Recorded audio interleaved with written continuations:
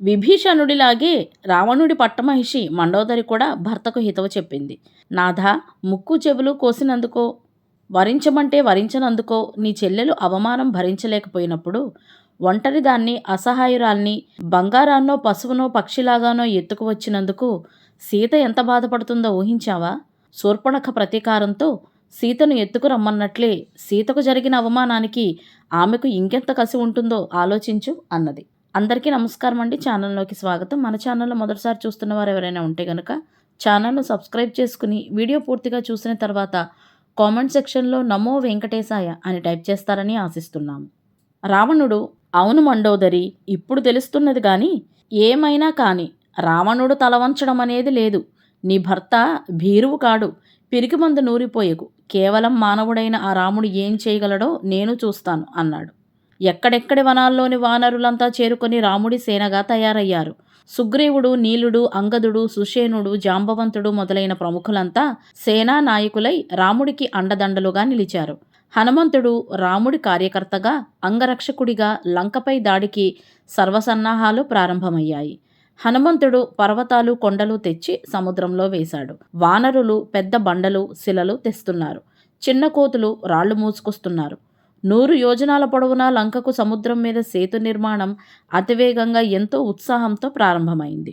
నీలుడు సేతు నిర్మాణ పర్యవేక్షణ బాధ్యత తీసుకున్నాడు. విభీషణుడు ఆకాశ మార్గాన రాముడి శరణాగతుడై వచ్చాడు. రాముడు అతనికి అభయమిచ్చి లంకకు రాజును చేస్తానని చెప్పాడు. అప్పటికప్పుడు సముద్ర జలాలతో అతన్ని లంకకు రాజుగా అభిషేకించాడు. రాముడు వారధి కట్టించి కోదండాన్ని, రామబాణాన్ని 2 చేతులతో పట్టుకొని వానర సేనలు వెంటరాగా ఇరుప్రక్కల లక్ష్మణుడు, హనుమంతుడు నడుస్తుండగా లంకను ముట్టడించడానికి బయలుదేరాడు. విభీషణుడు వారిని అనుసరించాడు. వేగులు రాముడు వానర సేనలతో సముద్రం దాటి వస్తున్న వార్త తెచ్చారు. రావణుడు చకితుడ ఒక నరుడు వానరులను కూడకట్టుకొని సముద్రం మీద 100 యోజనాల పొడవు వంతెన కట్టి ముల్లోకాలను గడగడలాడించే రావణాసురుడంతటి వాడిని కొట్టి తన సొత్తైన భార్యను తెచ్చుకున్నాడు అని అనిపించుకోవడమే. ఏమిటిది? ఇదంతా జరుగుతుందా?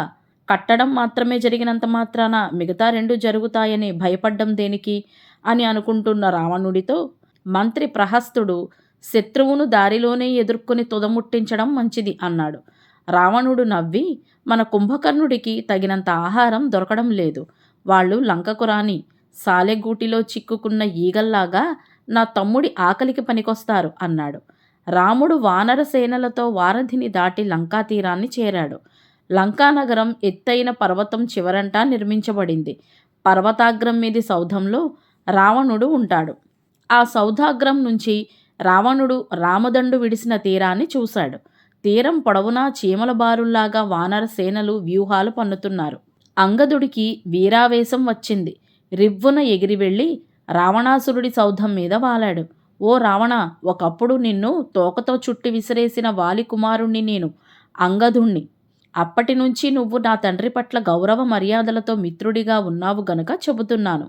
ఇప్పటికైనా మించిపోయింది లేదు. రాముడితో వైరం మాను, శరణువేడు. వానర మూకతో రాముడేం చేయగలడన్న ధీమాతో ఉండకు.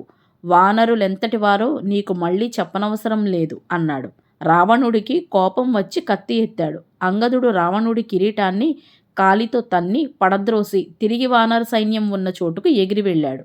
వానరసేన విజృంభించి లంకా నగరాన్ని ముట్టడించి చికాకు పరుస్తుంటే రావణుడు కుంభకర్ణుడి నిద్ర చెడగొట్టించి అతన్ని వెంటనే యుద్ధానికి వెళ్ళమన్నాడు. కుంభకర్ణుడు ఘోరమైన తపస్సు చేసినప్పుడు బ్రహ్మ సరస్వతి చేత అతని కోరికలు తారుమారు చేయించాడు.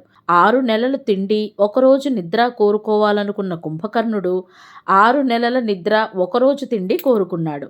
బ్రహ్మ అతడికి అలాగే వరమిచ్చాడు. 6 నెలల నిద్ర పూర్తిగా తీరకపోతే కుంభకర్ణుడి శక్తి తగ్గిపోతుంది. అతడు రావణుడు చేసిన పనికి విసుక్కున్నాడు. అన్నకు వినయంగా హితబోధ కూడా చేశాడు. రావణుడు చేస్తే యుద్ధం చెయ్యి, లేదా వెళ్ళి పడుకో అన్నాడు. నిద్ర చెడిన కోపంతో కుంభకర్ణుడు వానరులను పట్టుకు తినసాగాడు. రామలక్ష్మణులు నిర్విరామంగా యుద్ధం చేశారు. నిద్ర చెడిన కోపంతో కుంభకర్ణుడు వానరులను పట్టుకు తినసాగాడు. రామలక్ష్మణులు నిర్విరామంగా యుద్ధం చేశారు. ఆ యుద్ధంలో రాముడు కుంభకర్ణుడిని సంహరించాడు. ఆ తరువాత యోధానుయోధులైన రాక్షస ప్రముఖులందరూ కూలిపోయారు. రావణుడి పెద్ద కొడుకు ఇంద్రజిత్తు యుద్ధానికి వచ్చాడు. రావణుడు అతని మీద పెద్ద ఆశ పెట్టుకొని ఉన్నాడు. మేఘాల్లోంచి యుద్ధం చేసేవాడవడం వల్ల మేఘనాథుడు అని పేరొంది ఇంద్రుణ్ణి జయించి కట్టి తెచ్చి ఇంద్రజిత్తు అనిపించుకున్న మహావీరుడు. మంత్రతంత్రాలు నేర్చిన ఇంద్రజిత్తు జిత్తులమారి మహామాయావి. 14 ఏళ్లు బ్రహ్మచర్యంతో నిద్రాహారాలు లేకుండా కఠోర దీక్ష గడిపిన వాడి వల్లనే గాని మరెవ్వరి వల్ల అతనికి ప్రాణభయం లేదు. ఇంద్రజిత్తు మాయసీతను కల్పించి రాముడికి కనిపించేలాగా ముక్కలుగా నరికాడు. లక్ష్మణుడు అది అంతా మాయాజాలమని అన్నకు ధైర్యం చెప్పి గొప్పగా యుద్ధం చేశాడు. అలాగే రావణుడు విద్యుజ్జిహుడనే వాడి చేత రాముడి తలను తయారు చేయించి శూలానికి గుచ్చి సీతకు చూపమని పంపాడు. దానిని చూసిన సీత ఇలాంటి చేతి పనిని కాకుండా రావణుడి అసలు తలలు తెగి నేలదొర్లే రోజు వచ్చిందిలే అని చెప్పింది ఆవేశంగా. ఇంద్రజిత్తు మేఘాల్లో దాగి రామలక్ష్మణులపై నాగాస్త్రాన్ని వేశాడు. గరుత్మంతుడు నాగులను నిర్మూలించి రామలక్ష్మణులను పాముల వల నుంచి తప్పించాడు. సీతారాముల సేవలో 14 ఏళ్లు కఠోర దీక్ష గడిపిన లక్ష్మణుడి చేతిలో ఇంద్రజిత్తు చావు రాసి ఉందని విభీషణుడు చెప్పాడు. లక్ష్మణుడు, విభీషణ, హనుమంతులు వెళ్లి నల్లటి మేకపోతులను బలిచేస్తూ ఇంద్రజిత్తు చేస్తున్న హోమాన్ని ధ్వంసం చేశారు. లక్ష్మణుడు ఇంద్రజిత్తును సంహరించాడు.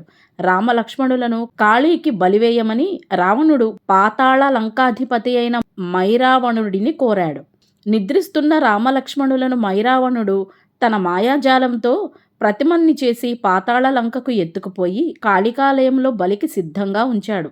హనుమంతుడు పాతాళ లంక చేరి ద్వారపాలకుడుగా ఉన్న మత్స్యవల్లభుడితో పోరాడుతుండగా సువర్చలాదేవి వారిద్దరూ తండ్రి కొడుకులవుతారని చెప్పి పోరు మాన్పించింది. హనుమంతుడు సూక్ష్మరూపంతో కాళికాలయం ప్రవేశించి రామలక్ష్మణులను భుజాల మీద ఎక్కించుకుని యువతలకు వచ్చాడు. రామలక్ష్మణులు మైరావణుడితో యుద్ధం చేశారు.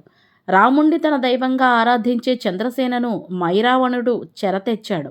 ఆమె వల్ల హనుమంతుడు మైరావణుడి ప్రాణరహస్యాన్ని తెలుసుకొని దాన్ని ధ్వంసం చేశాడు. మైరావణుడిని రాముడు సులభంగా హతమార్చాడు. రాముడు చంద్రసేనకు ఆత్మతత్వాన్ని బోధించి మరుజన్మలో విష్ణువును పొందగలవని ఆశీర్వదించాడు.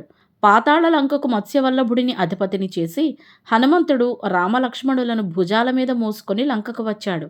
మాయోపాయాలన్నీ విఫలం కాగా రావణుడు ఉక్కు యోధుల్ని, చతురంగ బలాల్ని పుట్టించే పాతాళ లంకాయాగాన్ని ప్రారంభించాడు. విభీషణుడు ఆ రహస్యాన్ని తెలుసుకొని దాన్ని భంగపుచ్చే ఉపాయం చెప్పాడు.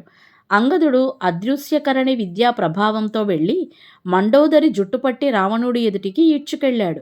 రావణుడి దీక్ష భగ్నమై యాగధ్వంసం అయింది. రావణుడు హతాశుడై చివరకు యుద్ధానికి బయలుదేరాడు. అప్పుడు కూడా మండోదరి సీతను రాముడికి అప్పగించమని భర్తకు హితవు చెప్పింది. రావణుడు రావణుడే అని సింహగర్జన చేసి 10 గుర్రాలు పూంచిన రథం మీద రావణుడు యుద్ధానికి వెళ్ళాడు. ఇంద్రజిత్తును చంపిన లక్ష్మణుడిని చూడగానే అతడికి ఆగ్రహావేశం ముంచుకొచ్చింది.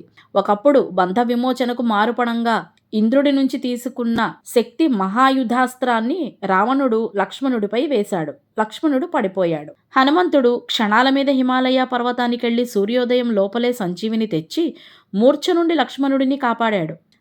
రావణుల మధ్య యుద్ధం జరుగుతున్నప్పుడు దేవలోకం నుండి ఇంద్రుడు రాముడికి మాతలి సారథిగా ఒక దివ్య రథాన్ని పంపాడు.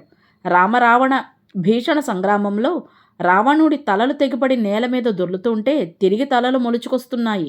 అప్పుడు విభీషణుడు రాముడితో రావణుడి కడుపులో ఉన్న అమృత భాండం ఊడిపడేలాగా భేదించమని చెప్పాడు. రాముడు బ్రహ్మాస్త్రంతో ఆ పని చేశాడు. రావణుడు ఒంటి తలతో ఏకాకిగా నేలకూలాడు. ఆ విధంగా గుట్టుమట్లన్నీ చెప్పిన విభీషణుడి వల్ల ఇంటి గుట్టు లంకకు చేటు అనే సామెత వచ్చింది. రావణ సంహారంతో లంకా సామ్రాజ్యం పతనమై రాక్షస రాజ్యం అంతరించింది. విభీషణుడు లంకకు రాజయ్యాడు. రావణ కుంభకర్ణుల చావుతో జయ విజయుల 2వ జన్మ ముగిసింది. అశోకవనం నుండి సీత వచ్చింది. రాముడు, సీత, దుర్మార్గుణ్ణి శిక్షించి రాజుగా నా కర్తవ్యాన్ని నిర్వర్తించాను. నిన్ను రావణుడు ఎత్తుకెళ్లి లంకలో ఉంచాడు. నిన్ను నేను ఎలాగ స్వీకరించి అయోధ్యకు తీసుకెళ్లగలను? ఇక నీ ఇష్టానుసారంగా నీవు నడుచుకోవచ్చును అని చెప్పాడు. సీత అక్కడున్న వారితో ఆజ్ఞాపిస్తున్నట్టుగా తన కోసం అగ్నిగుండాన్ని సిద్ధం చేయమని చెప్పింది. సీత రాముడి పాదాలపై దృష్టి నిలిపి భక్తితో నమస్కరించి అగ్నిలోకి దూకింది. అగ్నిగుండంలో జ్వాలలు ఉవ్వెత్తున లేచాయి. ఆ జ్వాలల్లోంచి అగ్నిదేవుడు సీతను నవవికసిత పద్మంలాగా దోసిట ఎత్తి సీత పునీత అని పలికెను. అదే సమయంలో స్వర్గం నుండి దశరథుడు విమానంలో అందరికీ కనిపించి, నాయనా రామచంద్ర, అగ్ని పరీక్షలో సీత పవిత్రురాలని నిరూపణ అయింది. సీతతో అయోధ్యకు వెళ్ళి రాజ్యపాలన చెయ్యి అని కుమారుని ప్రేమతో ఆదేశించాడు. రాముడు ఎందరు ఎక్కినా నిండని పుష్పక విమానంలో అందరితో అయోధ్యకు చేరాడు. నమో వెంకటేశాయ. లోకా సమస్తా సుఖినో భవంతు. సర్వం శివార్పణం.